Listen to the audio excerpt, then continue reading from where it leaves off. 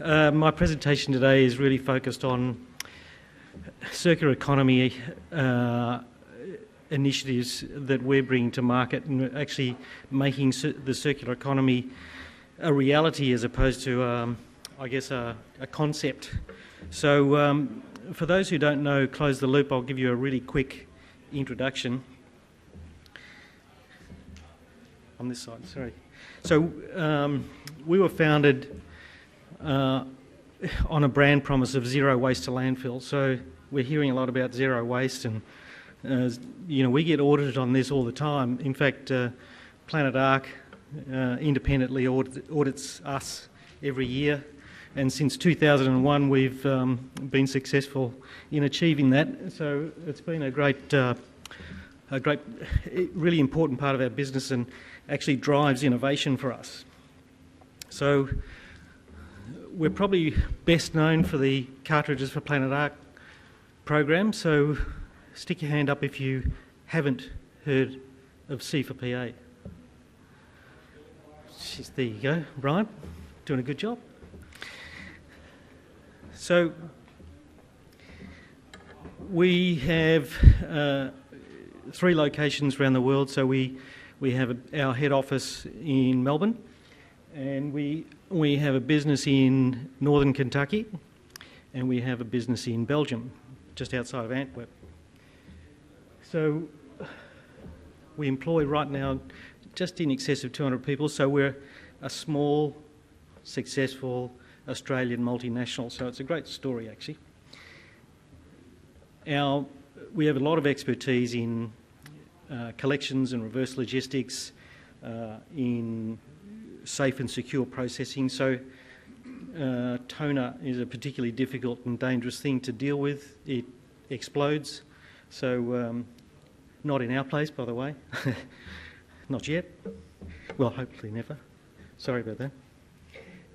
We do a lot of data capture, and I take the point about data and integrity of data, and we get audited all the time, not just by Planet Ark but by all our customers who come in and audit us on all sorts of things. So we're a very open book. We have a lot of expertise in materials recovery and materials reuse, so and that's kind of our circular economy story, I guess. So that's where we operate. And these are our partners. So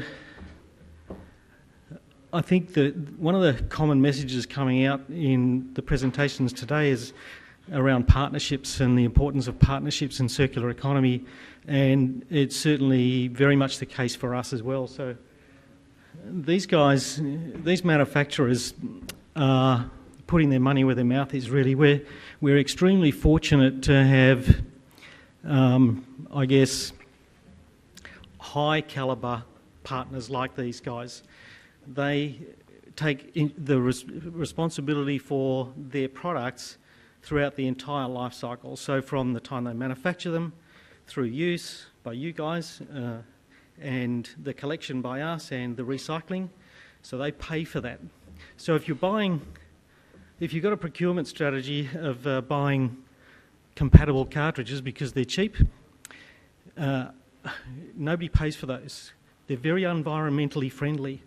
These guys put their money where their mouth is, as I said, and they actually pay for that whole process. So support these guys and buy original cartridges, please. So just what happens to your cartridges? When they come to our place, they arrive at our front door, we weigh them, we sort them, we data capture it, so there's a lot of data capture going on all the time. They get put through our machines and shredded, the toner's extracted, the plastics are separated, and plastics aren't plastics. It's, as we heard, there's all sorts of plastics. So we separate all those plastics. We separate the metals, both ferrous and non-ferrous, and we package that up and we deal with that by making new products. So things like these great pens. This pen says, this pen used to be an inkjet cartridge. what makes this pen unique is that it's not just made from recycled plastic, but it's also made from recycled ink from the inkjet cartridges. So it's a unique product in the world, in fact. Plenty of recycled pens on the market, but they don't have recycled ink. Who wants a pen, by the way? Ready? Well done. In fact, when the ink runs out, you can actually put it in the collection box and it comes back to us and we recycle it again. So if you want a pen, my general manager's down here. And stand up, Nerida. Oh, sorry, you are standing up. So she's not that tall. So you can talk to Nerida afterwards. She'll give you a pen. The toner we extract, we turn into a product and we put it into bitumen roads, and I'll talk more about that as we go. So we have some product loops as well, which some of our manufacturing partners are really into. So as an example, Lexmark, when we collect Lexmark cartridges, we read the chip, so we put it into a special reader, we read the chip and we integrate it into their software in the US, and that chip will tell us whether that cartridge needs to be remanufactured. So if it does, we clean it and we pack it away and send it to Juarez in Mexico, which is their facility. And at that point it gets remanufactured. We've sent something like 114 plus containers to Mexico in the last 15 years or so.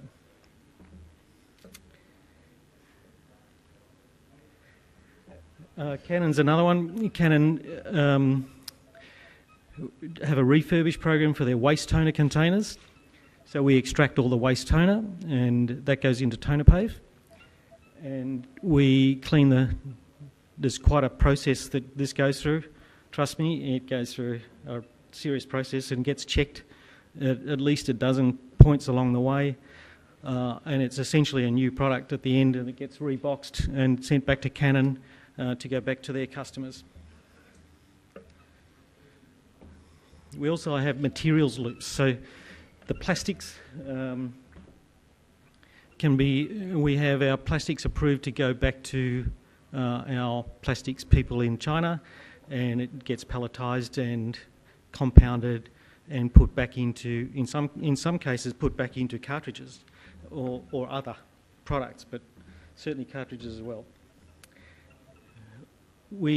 All our collections are done in a box that's lined with a special plastic bag, which is really thick, and that's all made out of recycled material. And when the bags come back to us, and they all do, they get recycled again and made back into bags. So that's a closed loop system, as our name suggests, I guess. And of course our pens and furniture. So some of our plastics go to a company called New Tech Poly, and they do some really innovative and interesting things around making furniture and various things. So it's a great story. Circular economy in action. So also, just the circular economy thinking drives innovation. So why is the thinking important? Well, when you look at that, there's no pipes going somewhere else. It's an ecosystem in its own right.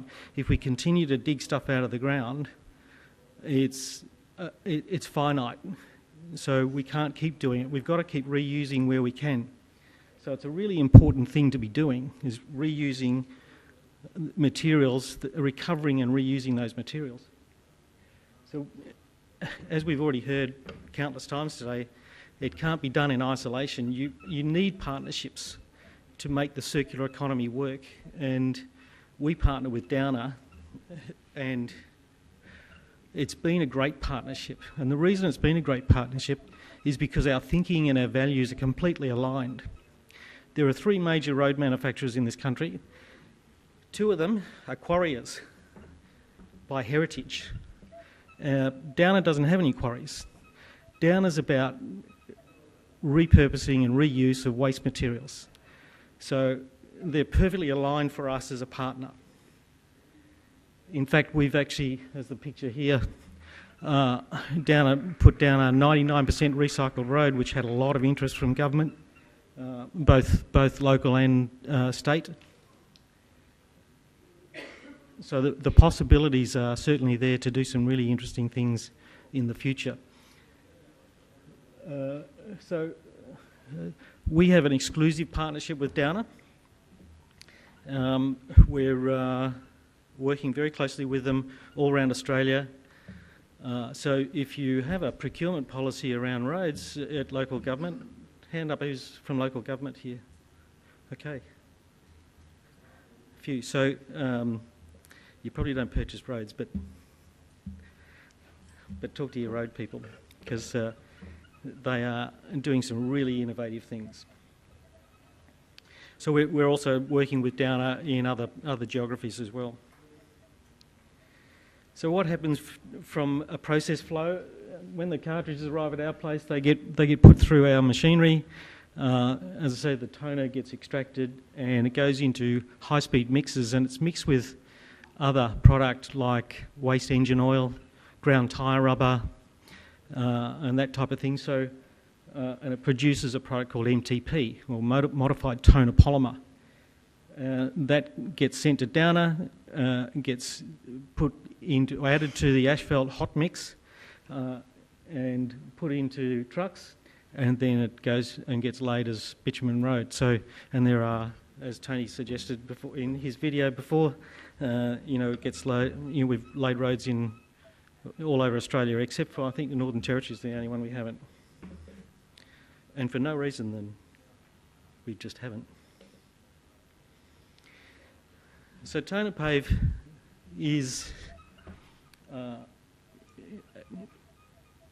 often recycled product is viewed as potentially not necessarily as good as newly made product or whatever. The interesting thing about TonerPave is that it actually makes a better road. The reason it makes a better road is because toner fuses at low temperatures. So when the temperature gets hot, the road gets stiffer. So it stops rutting, it stops cracking, it gets it has much better. Well, it stops the ingress of water, and water's the real enemy of asphalt. So and it actually produces a 23% lower carbon asphalt, which is just a great outcome and a great story.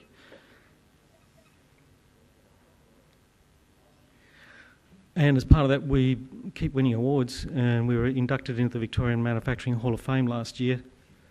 And yes, that's Nerida getting a photo taken. So, just a quick video.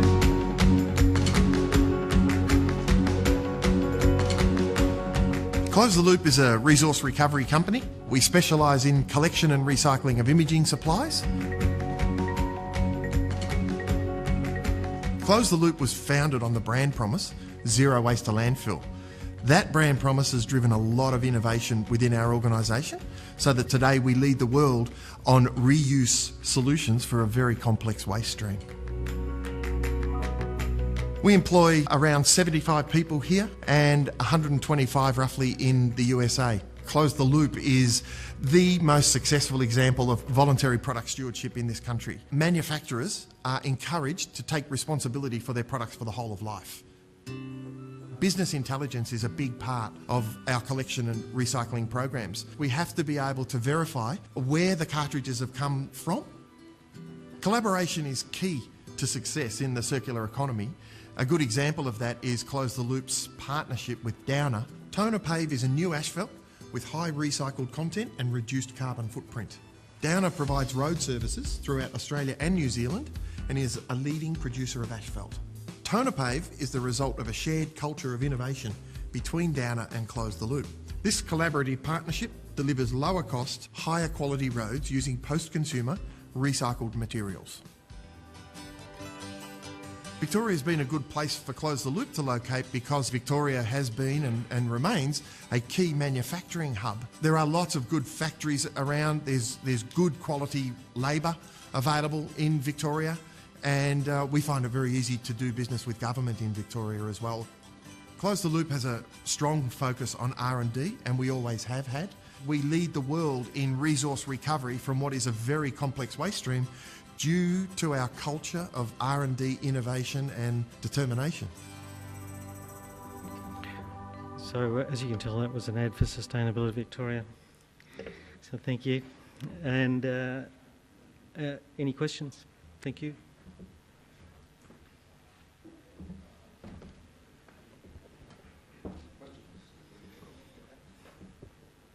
I won't introduce myself again. But just what the take-up is of that TonerPave with local government. And is it directly with local government or Metro Group or the specifications from transport departments, et cetera, that really drives? Thanks, Grant. Great question. And interesting enough, the engineers who buy roads at councils buy 80% of the roads in Australia. And the engineers who buy those roads are typically pretty staid kind of guys. You never got fired for buying the recipe, right? So innovation is difficult for them to go after, I guess. But we have a really good engagement with the councils at other levels. And I guess, Clover Moore is probably a great example where Clover said, I don't care, we're having the TonerPave road done in, Newtown. And we're going to make it work. And so we're really dependent, I guess, on having the innovative stories, the innovative people driving it. It's certainly becoming a mainstream product for Downer, and it's a clear differentiator in the market because it's such a great outcome. But also, one of the new things we're doing with Downer now is TonerPave's one thing. We also have a new product coming to market which is called Toner Seal, and Toner Seal is the country version of the road where you lay the bitumen and lay stones on top of it and roll them in.